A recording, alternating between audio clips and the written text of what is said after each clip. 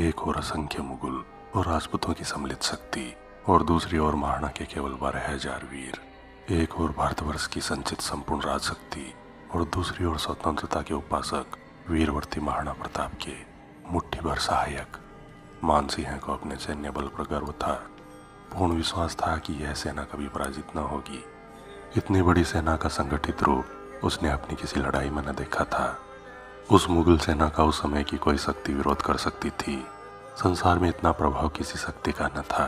मानसिंह को यह सब मालूम था।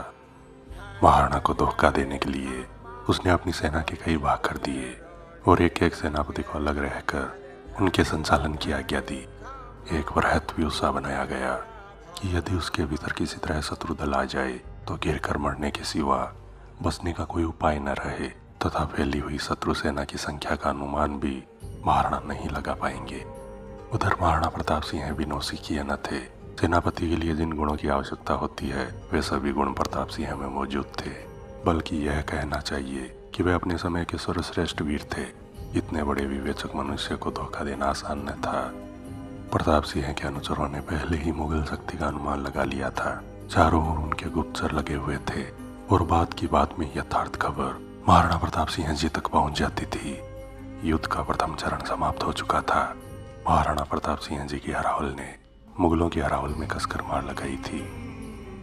हल्दीघाटी युद्ध में मुगल सेना की ओर से लड़ने वालों में मुंतखाब उत-तवारीख इतिहास ग्रंथ का लेखक मौलवी अल-बदायूनी भी था। उसने लिखा कि मेवाड़ी सेना के अरावल के जबरदस्त आक्रमण ने मुगल सेना को 6 कोस तक खदेड़ दिया था और उससे महाराणा की जीत लगभग निश्चित हो गई थी।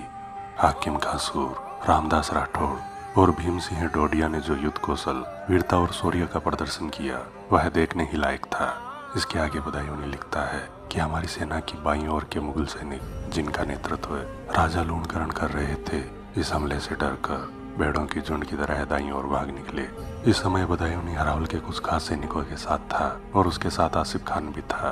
बदायूनी ने आसिफ खान से पूछा कि हम तो बड़ी मुश्किल में फंस गए हैं, क्योंकि हम तो पहचान ही नहीं पा रहे हैं कि हमारी तरफ से लड़ने वाले राजपूत सैनिक कौन है और शत्रु दल से लड़ने वाले राजपूत सैनिक कौन है। तब आसिफ खान ने यह कहा, तुम तो बेफिक्र होकर तीर चलाओ, जिस भी तरफ का राजपूत मरेगा इसमें फायदा इस्लाम का ही होगा।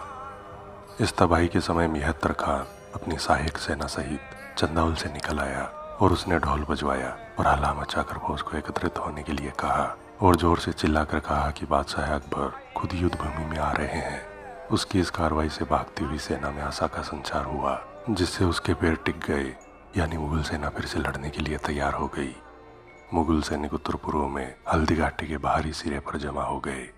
महाराणा प्रताप सिंह ने आनन फानन में मुगलों पर दूसरे आक्रमण की योजना बनाई और अपने हाथी लोना को आगे का रास्ता साफ करने के लिए भेजा।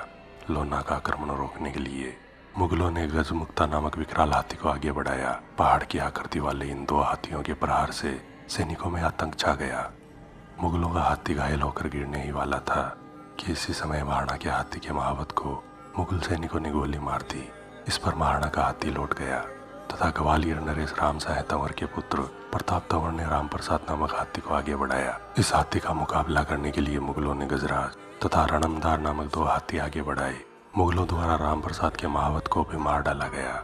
जैसे ही महावत धरती पर गिरा, मुगल सेना के हाथियों के फौजदार हुसैन खां अपने हाथी से राम प्रसाद पर कूद गया। इस महाराणा के प्रसिद्ध हाथी राम प्रसाद को मुगलों ने बंदी बना लिया।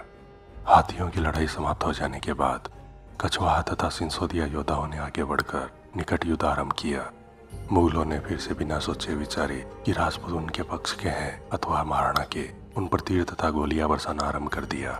राजा राम साह तंवर महाराणा प्रताप की सुरक्षा करते हुए ठीक महाराणा प्रताप के आगे चल रहे थे। उन्हें जगन्नाथ कछावा ने मौत के घाट उतार दिया। जगन्नाथ कछावा और रामदास राठौड़ का सामना हुआ तो रामदास राठौड़ ने राम साह तंवर की मौत का बदला लिया। सैयद हासिम घोड़े से गिर गया, लेकिन सैयद राजू ने उसे फिर से घोड़े पर बिठा दिया। गाजी का बदकसी आगे बढ़ा और आक्रामक युद्ध में शामिल हो गया। इस प्रकार युद्ध अपने चरम पर पहुंच गया था। दोनों पक्षों के सैनिक लड़ते लड़ते रक्तलाई में पहुंच गए थे, जहां युद्ध का सबसे भयानक चरण आरंभ हुआ।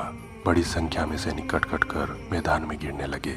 मैदान मनुष्यों, हाथियों और अश्वों के शवों तथा कटे अंगों से भर गया तथा रक्त की नदी बह निकली। रक्त तथा मिट्टी से बनी कीचड़ में पैदल सैनिक तथा घोड़े फिसलने लगे। इस कारण लड़ाई और भी कठिन हो गई। महाराणा के सैनिक अपने पक्ष की विजय होते देखकर हर हर महादेव और महाराणा प्रताप का जय घोष करने लगे। महाराणा लगातार अपने शत्रुओं को गाजर उंगली की तरह काटते हुए आगे बढ़े जा रहे थे। उनका निश्चय मानसिंह को सम्मुख युद्ध में मार डालने का था। बहलोल का कछावा मानसिंह के ठीक आगे उसकी रक्षा करता हुआ चल रहा था। जब महाराणा का घोड़ा मानसिंह की तरफ बढ़ने लगा तो बहलोल खान ने महाराणा पर वार करने के लिए अपनी तलवार ऊपर उठाई। अफीम के कुमार में डूबी हुई सुर्ख नशेड़ी आंखों से भगवा अग्नि की लपट सी प्रदीप्त रण के मद में डूबी हुई आंखें टकराई और जबरदस्त भिड़ंत शुरू हुई।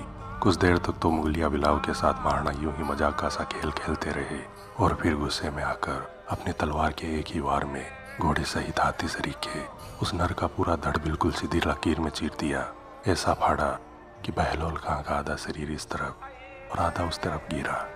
महाराणा प्रताप सिंह अब ठीक मानसिंह के सामने थे और इस ऐतिहासिक घटना से युद्ध का नतीजा तय होने वाला था। दोस्तों, वीर शिरोमणि महाराणा प्रताप सीरीज का यह 11वां भाग आपको कैसा लगा? कृपया लाइक एवं कमेंट जरूर करें। मैं विजय राठौड़ जल्द लौटूंगा इतिहास से जुड़े रोचक एवं रोमांचक वीडियोस लेकर। जुड़े रहें हमारे चैनल स्ट्रेंज फैक्ट्स इंडिया के साथ। धन्यवाद।